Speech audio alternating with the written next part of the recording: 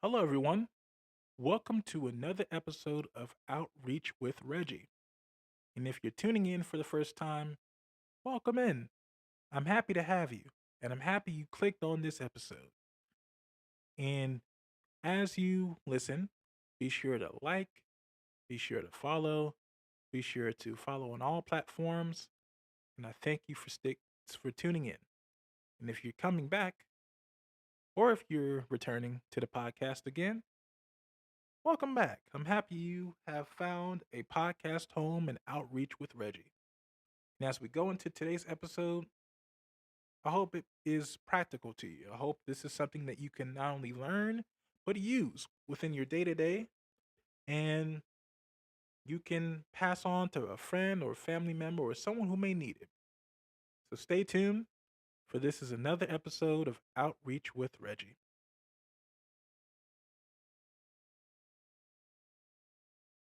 Hey, so once again, Happy New Year as we are in our third week of January 2026.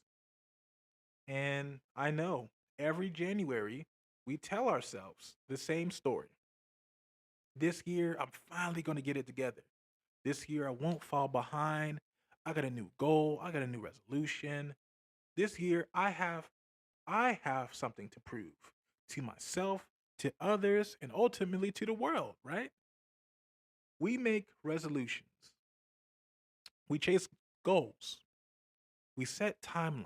We're going to do this by this time. I'm going to look so different. I'm going to lose this weight. I'm going to get my money up. All of these things. And statistically,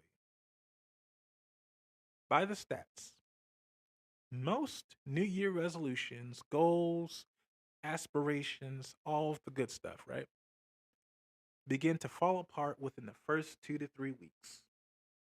And not because people are lazy,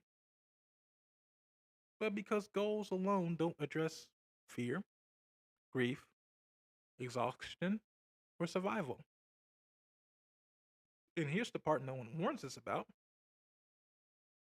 Even when you do follow through, when everything is going right, even when you do succeed, hitting those goals, lifting those extra weights, eating all those salads and fruits, and doing all of the right things, right? Sometimes it can still feel empty.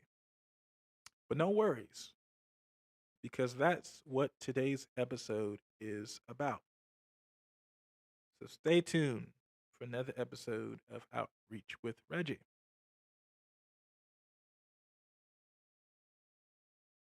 Now, if you look up the definition, no matter if it's Google, Bing, whatever respectable search engine that you're using, even if it's Chat GPT, if you define the word success is the accomplishment of a goal or aspiration,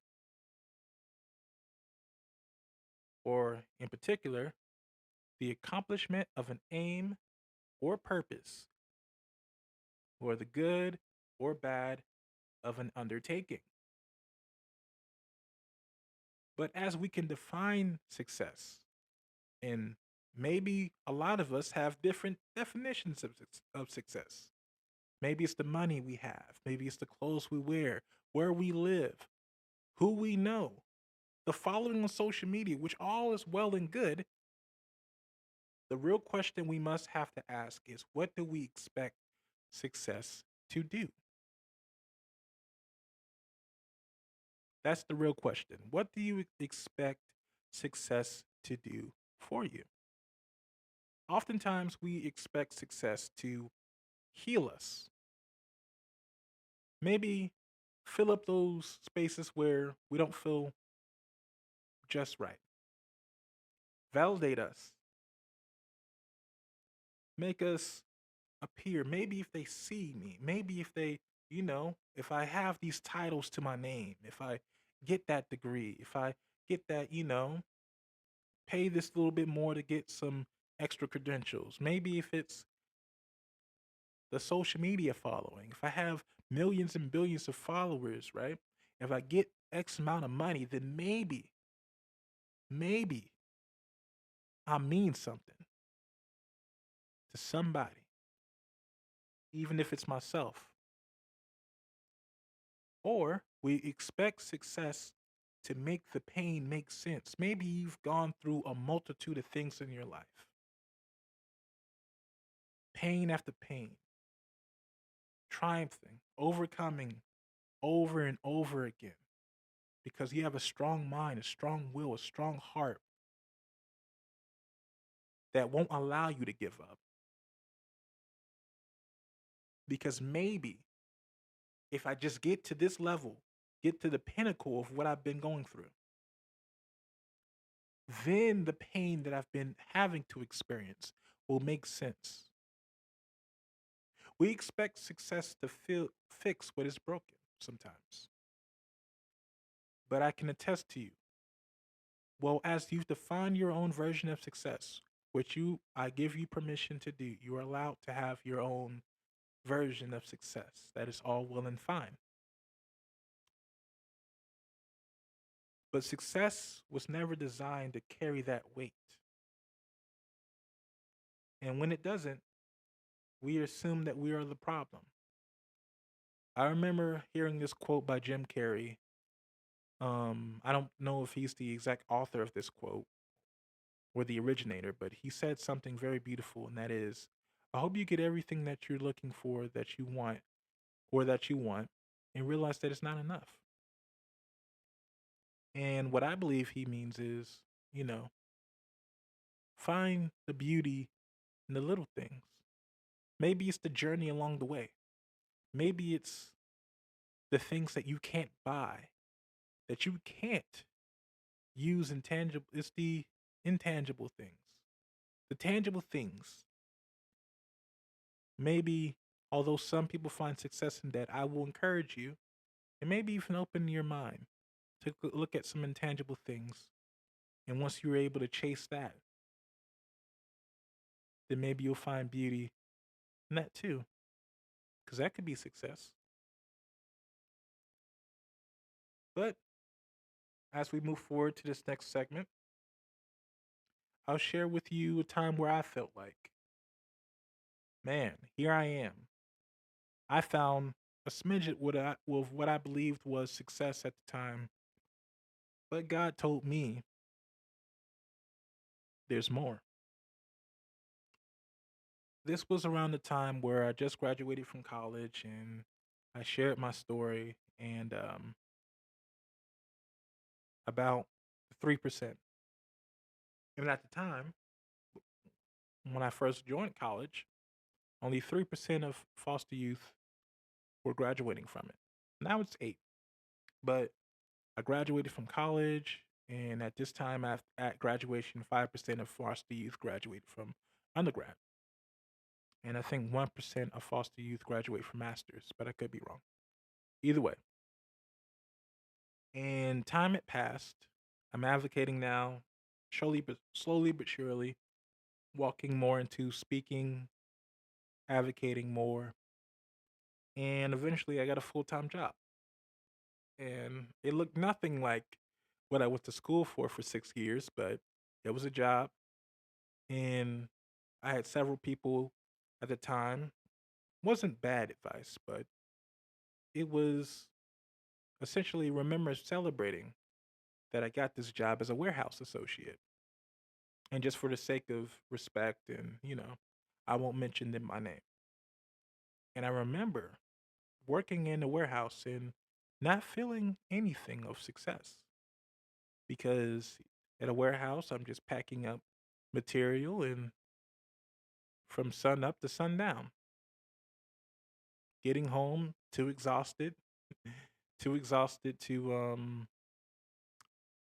enjoy anything other than my bed and waking up the next day for work again. And I remember to others, from the outside, it looked like progress. It looked like growth. It looked like I was doing well, making a good living. By this time, moving into my now apartment in the city, it looked like I was doing really amazing. But in the inside, nothing shifted. I was still anxious, still carrying fear, still questioning my worth, feeling like what I was doing was purposeless.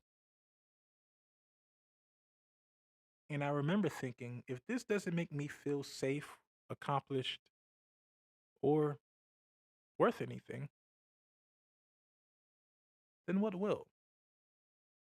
In that question, if you find yourself at a moment in your life right now asking that same question, that question isn't failure. That question is really awareness. So now we're going to talk about something very critical, and that is fear being the quiet engine behind your ambition. A lot of people aren't chasing success. And if you are chasing success, later on, we're going to define success and really put a pin in it. But a lot of people aren't chasing success, they are running from fear. And when I say running from fear, they're running from the fear of going backwards. I can't go back. I can't go back to being poor. I can't go back to living this way, eating this food, being in this situation, being in this environment. I can't go back to sleeping on the floor, being homeless, or anything that you deemed ugly, disgusting, gross. I can't go back to being left behind, not being chosen, not being seen, not being validated. I can't go back to that fear of confirming what someone once said about me, about you, about them. These are the things people are running from. Living up to the family expectation of where you should have been. Because some people are afraid to fail. Truly. They can't picture a reality that they fail. Not because they're not being practical, but because it's truly a failure. A fear. A fear of fail. To fail. Others are afraid because they already have failed. Because while some people haven't touched failure, some people have already failed. And then there are people who were never told that they could be more than what they are right now. Maybe they say, "Oh, I see you as a good carpenter. Oh, I see you as, you can clean the heck of a good floor. I know you have dreams and ambitions of being the CEO of your own company, but the janitor is just important. And there's nothing wrong with that because oftentimes enough, when we receive advice from those who we love, they mean well. And they deemed their version of success practical. And sometimes their advice also comes from fear. Fear that either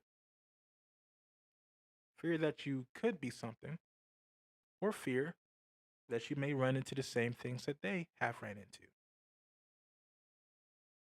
But fear can push you forward too. Fear can't always hold you back.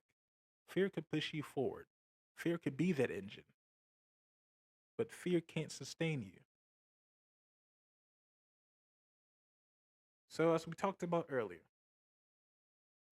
social media, the social comparison to what we see, because we live in a world where success is constantly being displayed. People going on vacation constantly.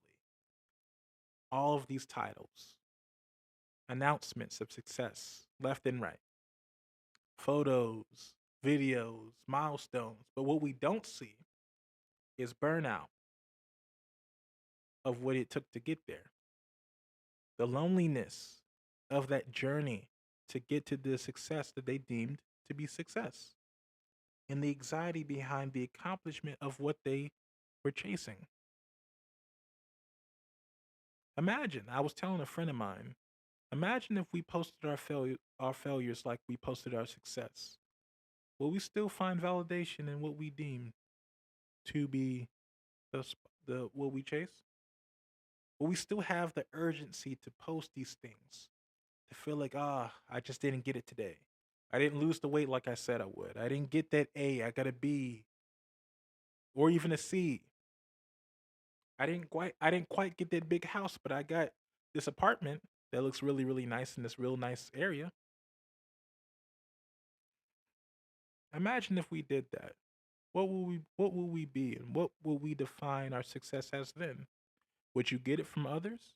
Would you allow someone else to define your success, or would you find it in yourself to say, you know what? I'm successful because I have these things around me. I'm not telling you how to define something. I'm granting you permission to maybe look inward too. Because comparison turns success into performance. And when success is about being seen instead of being fulfilled, it will it will always feel hollow. But how do we what are some of the ways that we can implement success to be fulfillment? Well, I can tell you that goes into the systems that you put into place. Because this isn't just a mindset, this is a systems issue. Because we reward outcomes without supporting the process. We celebrate resilience without funding recovery. We push people to achieve without asking what is costing them. What does it cost to get to those things of accomplishments, right? Nowhere is this more visible than what we'll be talking about in our next segment, which is foster care and youth advocacy.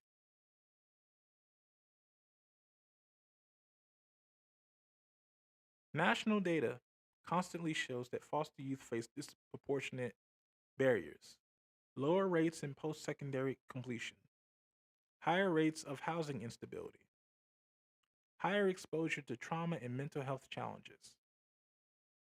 And when foster youth succeed, which many do, the narrative becomes they beat the odds, but the odds remain unchanged. Achievement becomes survival, success becomes pressure, and there's often no space to rest once the goal is reached because there's often another goal you have to set. Because let's say you do make it to college, which you will if that's your goal, or if you want to get a trade, or if you want to chase something, and you chase those things and you get those things. For me, I remember it was all right, I'm in college now, but my housing's gone. And once my housing was gone, now my college is gone for a moment. So now what? Feeling like you always have to be hopping up to the next thing. Success becomes pressure, and there's often no space to rest once the goal is reached. But that's not resilience, that's endurance. And bless the ones who are able to endure.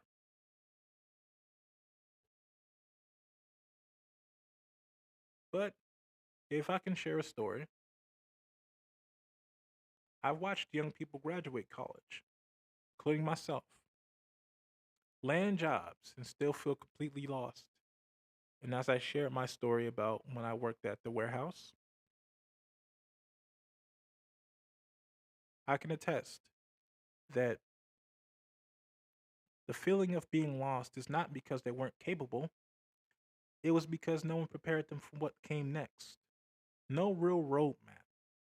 I remember being told that $21 an hour is a really good paying, really good form of pay. In Metro Atlanta, and it may look different from where you're listening right now. I know I have a few listeners that's overseas, that's in North America and other areas in the world, and I thank you for listening.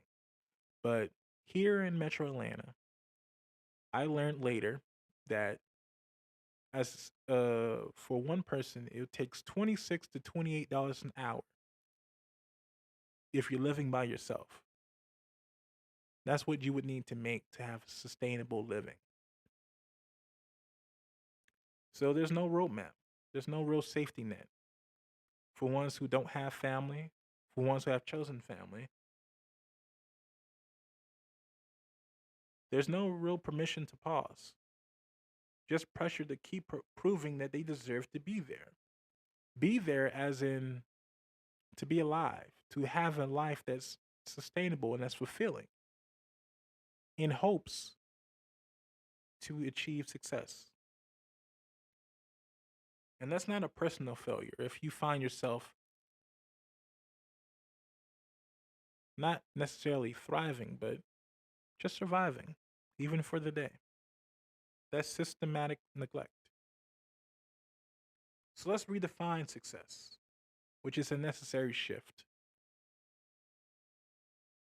Because success is not constant progress. Often, in reality, success is in failure too. That's why I say earlier, a lot of people are afraid to fail, but if we understand that failing is a necessary need to get to the point of success, then we wouldn't be afraid to fail. Because success is sustainability. Success is feeling safe in your own body, not feeling like you have to move with this form of anxiousness to get it right every single time. Because sometimes you will fall, you will fail, but give yourself grace while falling. Recognize where you fell and get back up again. Having room to rest. When things get too much, give yourself rest. Give yourself the grace that you need mentally, spiritually, emotionally to show up for yourself and for the ones that love you and for the ones that you love. Knowing that you don't have to earn your worth, that you are worth it right now. You are more than worthy to be in the places that you want to be. And if you feel like you're not worth it, you feel like you're not somebody because you're not quote unquote successful by social media or our social climate standards, you're somebody now. And you're worth it now. And you're qualified now. Because success is alignment, not applause. Not when somebody claps for you, but when you're in a quiet place alone. So, what are solutions that can help? What can actually help? Because this is where we slow things down and get real practical about what success is and how to have not only success that you want, but the fulfillment of it. And that starts with on the individual level, questionings that change everything. Ask yourself, who taught me this definition of success? Was it a family member who didn't quite achieve what they deemed successful? Maybe it's someone bitter. Maybe it's someone that's trying to take you off the course. Maybe it's someone that doesn't want you to succeed, a system, a group of people. Sometimes this was like a friend, a family member, a loved one, a significant other who wants you right here, or maybe has an idea of what they already have you to be. But what if you carve out your own path of deeming what you deem to be success that is separate from what everybody has, and having your own thoughts, feelings, and objectivity of what success is to you? Another question I want you to ask yourself: what I what am I afraid of that will happen if I stop? What am I afraid would happen if I stop right now? Another question: am I chasing peace or proof? And what I would want you to do is replace What should I achieve next with what do I need to feel whole? Another solution I want you to look at community level, how we show up differently. If you are a leader, an advocate, organizer, or helper, stop praising burnout as commitment. Normalize rest as responsible and not lazy. Check on the high achievers, the ones that get everything done right down to the T. Not just the struggling ones, not the ones that you see that visibly feel it are going through it, but the ones that are keeping themselves just as composed as they can right before they go into their quiet room because they need it too. Ask people, how are you sustaining this? Not just how's it going, but really ask, how are you? And leave room there for them to give you the honesty. And that takes time.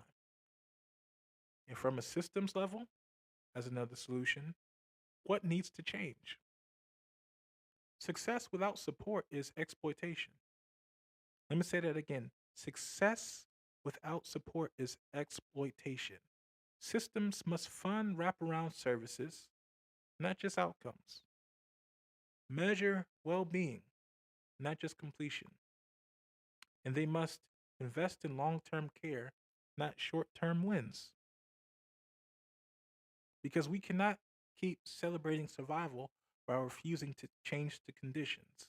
So, as we look at solutions for how we dissect and analyze success and fulfillment, and as we look at being practical from an individual level, we must question ourselves on how we define success and what are you chasing truly. Community wise, as a community, and for our community, we must to ask each other, really pour into the community that we have. And from systems that we participate in and analyze, what do we need to make sure our systems not only function, but really support the outcomes that are sustainable? And as we go into our next segment here, we're going to be talking about showing up while burnt out, the real version of that. So stay tuned.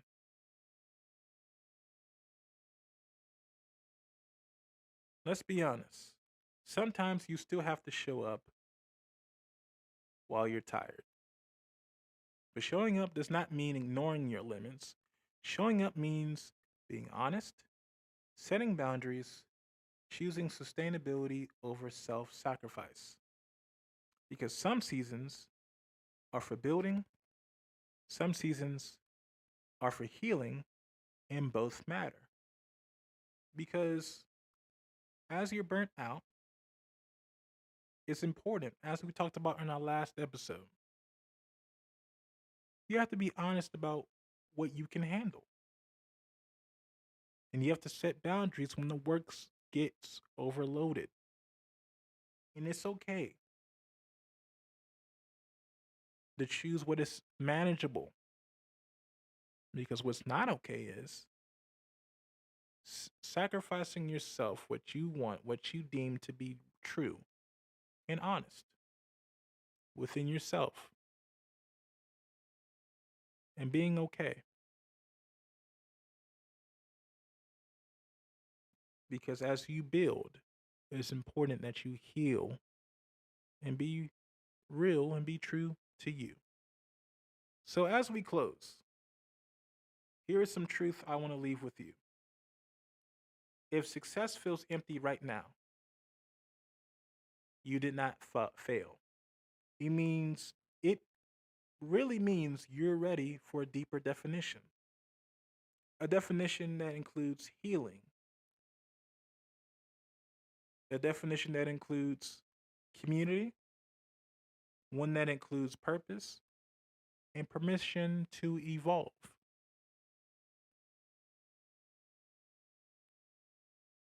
And that's the episode, truly. This is Outreach with Reggie, where we talk about change, creating change in ourselves, in our communities, and the systems that shape our lives.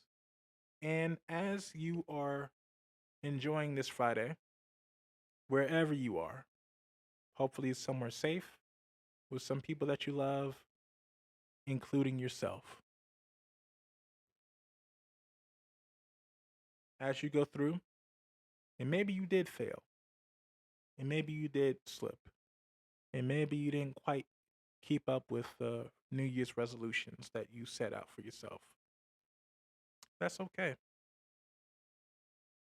because it's okay to pick yourself back up and try again.